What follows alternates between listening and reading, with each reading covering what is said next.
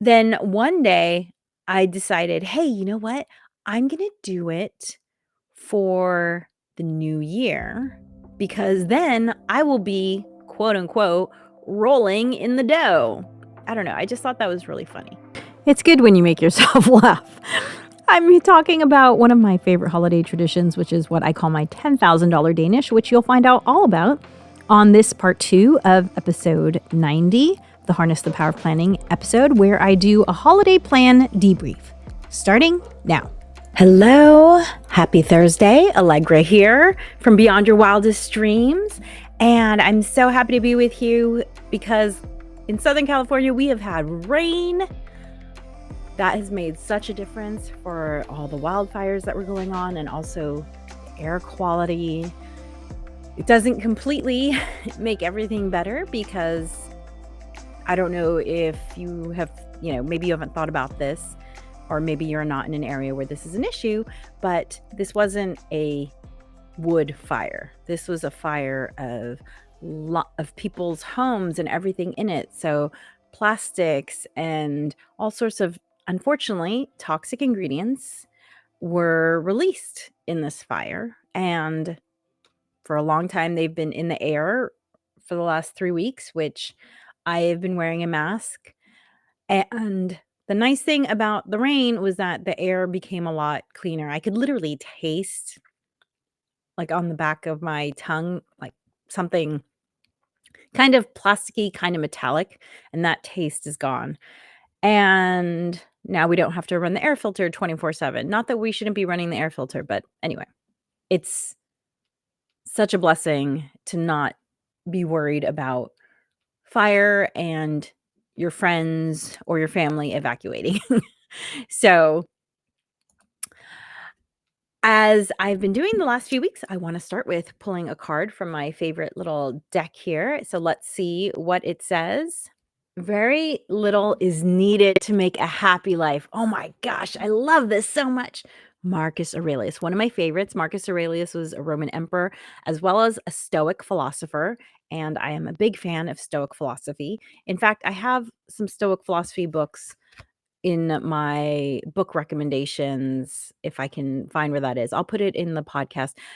For those of you watching live, as you know, I always put this up as the Harness the Power of Planning podcast, wherever you get your podcasts. And the really exciting thing about today's podcast actually is that today is my 90th podcast. So that's really fun.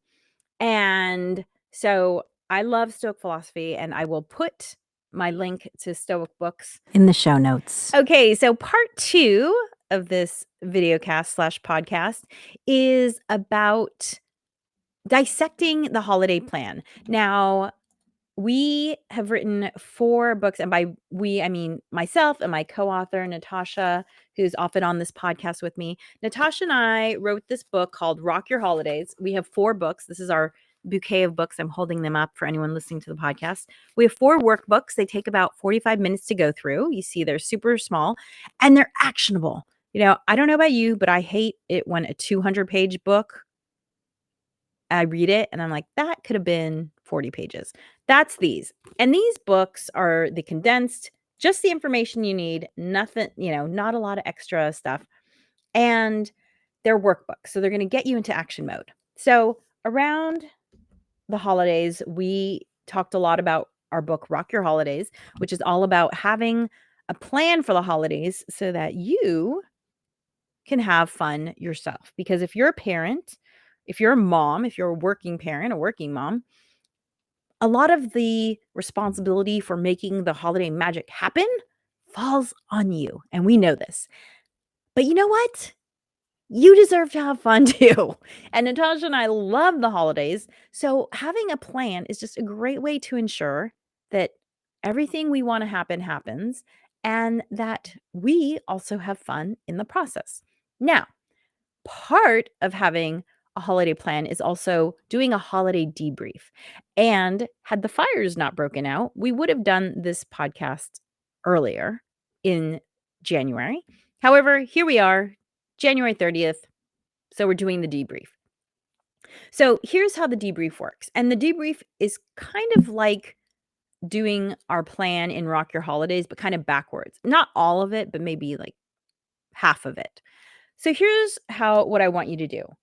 What I want you to do is to think about your holiday season and get a piece of paper, preferably a planner if you have it. I like to do all of my thinking and brainstorming in my planner. As you know, if you've seen it before, I have this planner that I use. It's about 230 pages. And the reason why I love it is that it's got enough pages for me to calendar, to take notes, to brainstorm, to write joke ideas in. I can do all those things. So take your planner if you have it and go to a blank page and write at the top, holiday debrief.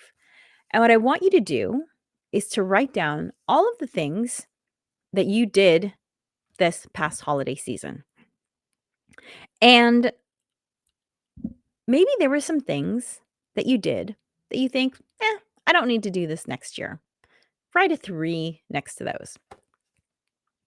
If there are things that you did, but you think to yourself, and by the way, by 3, I mean like,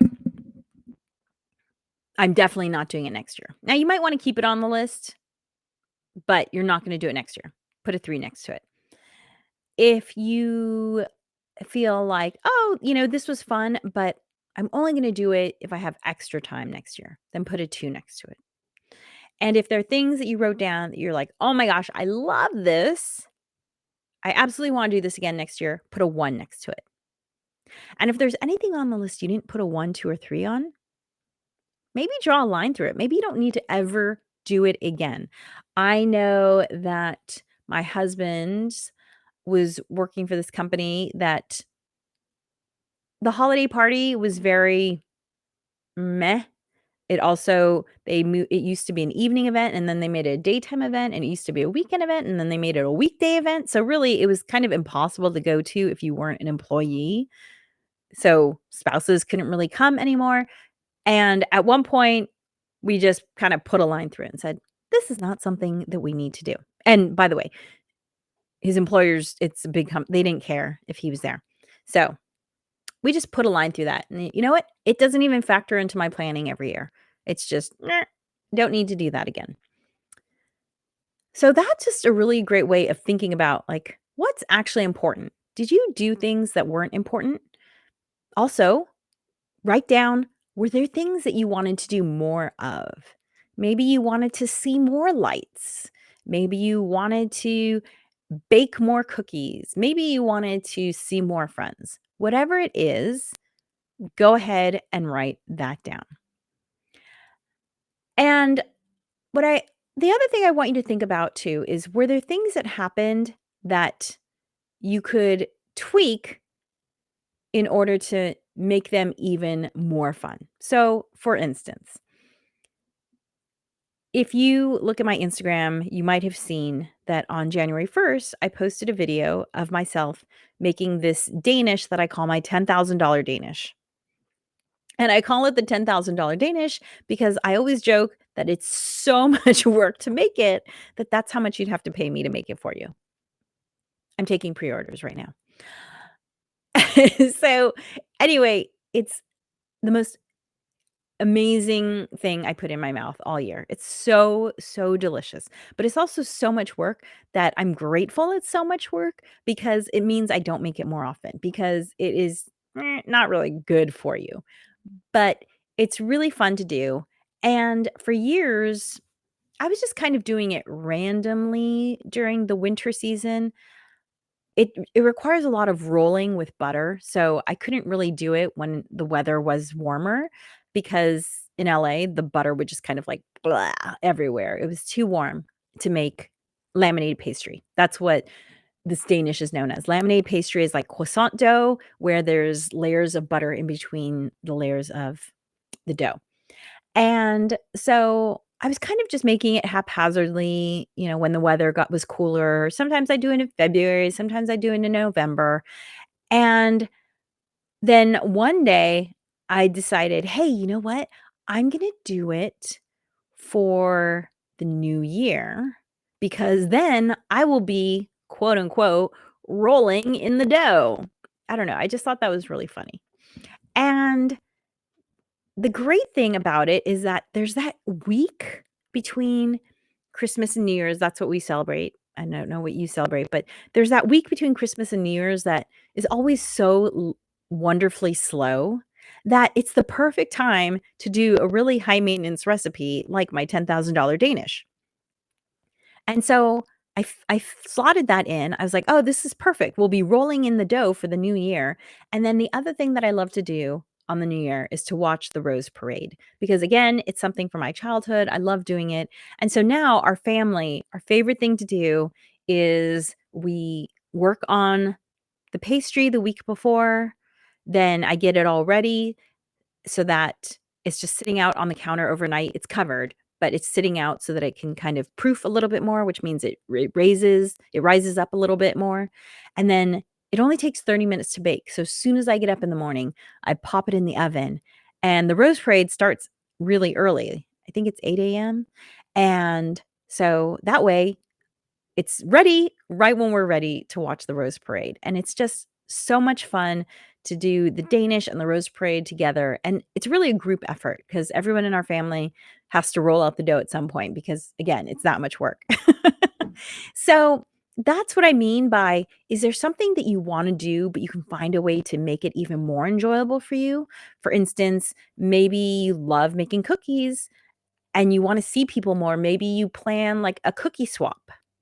Or maybe you invite friends over to bake cookies together. Or maybe you bake the cookies and then you invite people over to do a cookie decorating party. Whatever it is, the thing that you like to do, how can you get even more joy out of it? And, I always like to try new things because I remember I read once the Dalai Lama said, the key to staying young is to learn new things. And so I always am trying to look for what new thing do I want to try or learn so that I can keep my mind, my brain, active. And so I love the Rose Parade and I have never gone to visit the floats after. So for 2 days they're out on display and you can go look at them. And if you're not familiar with the Rose Parade, it's where they make these floats and everything has to be covered with something that's a plant. And so it was really cool to go see these in person and to see just the creativity, like the use of seaweed or the use of Brussels sprouts. It was really surprising and fun and just kind of, you know, we all thought that was a really interesting sign of creativity. Now, I have to say, I loved doing it, but in my debrief of my holiday plan, I put visiting the floats as a 3. I enjoyed it, but I could probably not do it again for another 5 years, another 10 years. Like, it wasn't something I need to do again, but I did enjoy it. So, there you go. That is your holiday debrief. Write everything down, give it a score on a scale from 1 to 3. Feel free to cross out things that, you know what, you just didn't really enjoy. That's fine. Give yourself permission to let go of them. And then think about how you can get even more joy out of the things that you did enjoy. And if you want to go through the full holiday plan, it's never a bad time to do some planning, right? So get Rock Your Holidays and go through our workbook and come up with a holiday plan for yourself. It's such a great way to, as I said, brain science shows that planning is what reduces stress and anxiety. And for me, having a plan for the holidays is so, so, so valuable and important. Thank you so much for joining me today. I'll see you next week. I have a very special podcast next week because I know I've talked about that I have these group of friends that I go on a trip with once a year. Well, that trip is happening. And so I'm planning on doing my podcast with my friends. And it's going to be about what it takes to put together a trip with your girlfriends when you all have kids and partners and work. And also why we do it despite it's a lot of work. Let me tell you, the number of things I have to tie up this week in order to have this trip with my friends. It's a lot, but it's so worth it. And you're going to hear us all talk about it next week. So join us for that. If you want to take your planning skills to the next level, consider taking the Harness the Power of Planning workshop. It's available on demand at tinyurl.com/HPOP on demand, all one word. That's tinyurl.com/HPOP on demand.